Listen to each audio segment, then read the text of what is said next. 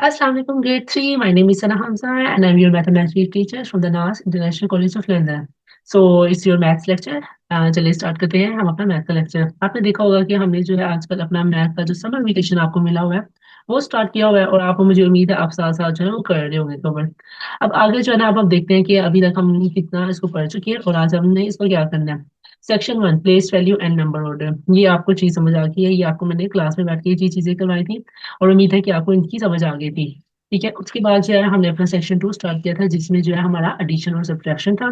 आपको चीजें ऐड करनी भी आ गई थी और सब्ट्रैक्ट करनी भी आ गई थी और इससे रिलेटेड आपको वर्ड प्रॉब्लम दी गई थी जो कि आपने सोल्व कर ली थी।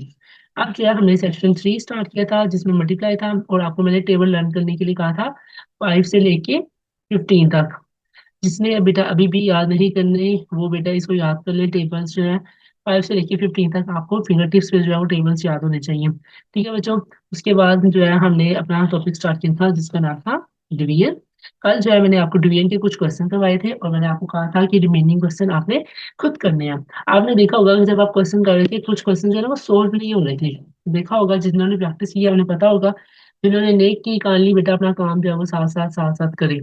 ठीक है, अब कुछ क्वेश्चन जो है जैसे कि 683 मैंने आपको करवाया था, आपने जब इसको सोल्व किया जैसे कि 648। ठीक है, और मैं इसको डिवाइड करवा रही हूँ 3 के साथ। 3 2 ज़ा 6, नीचे 4 आ गया, 3 1 ज़ा 3, 1 आ गया और 8 नीचे आ गया, तो 3 6 ज़ा 18।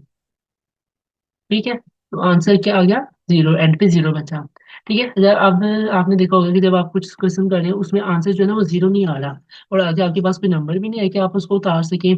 तो इस केस में क्या करें और ये कौन सा केस है जिस जो इस तरह के क्वेश्चन हैं।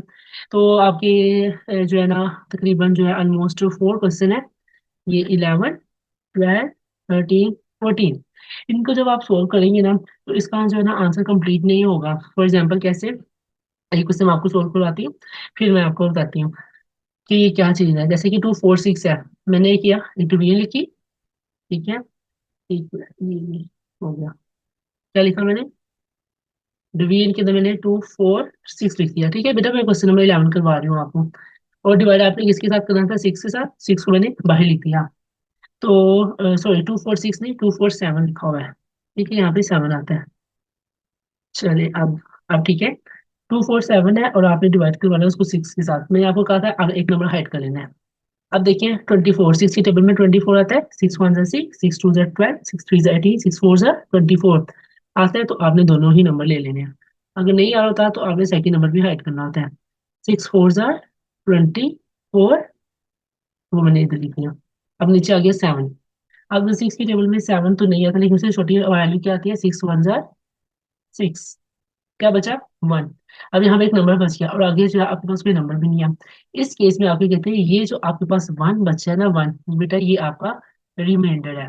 ठीक है, यानी कि जो चीज आपकी बच जाए उसको आप कहते हैं ये आपका रिमाइंडर है। यहाँ ऊपर देखिए आपको स्टार्टिंग में मेंशन भी कर दिया गया है, sum division are remainders. The amount left over when number can't be divided equally. ठीक है, जो अमाउंट लेफ्ट बच जाती है जब आप उसको डिवाइड करते हैं तो उसको कहते हैं रिमाइंडर। तो इस क्वेश्चन में आपने क्या करना है, सोल्व करना है, जो बचेगा आपने बस लिख देना है ये आपका रिमाइंडर आ गया। ठीक है, इसका स्पेलिंग जो है मैं दोबारा लिख देती हूँ नीट तरीके से ताकि आपको ईजी हो जाए क्वेश्चन करना। तो आज जो है मैं आपको से यही क्वेश्चन दूंगी करने के लिए जो आपके रिमाइंडर्स वाले हैं। फिर इंशाल्लाह जो है कल हम अपना नया टॉपिक स्टार्ट करेंगे। दोबारा देखिए मैं एक क्वेश्चन और करवा देती हूँ। 573। ठीक है, 573 जिसको आपने डिवाइड करना है 9 के साथ। तो 573 तो 9 की टेबल में नहीं आता। हम क्या करेंगे, 3 को थोड़ी देर के लिए हाइड कर लेंगे।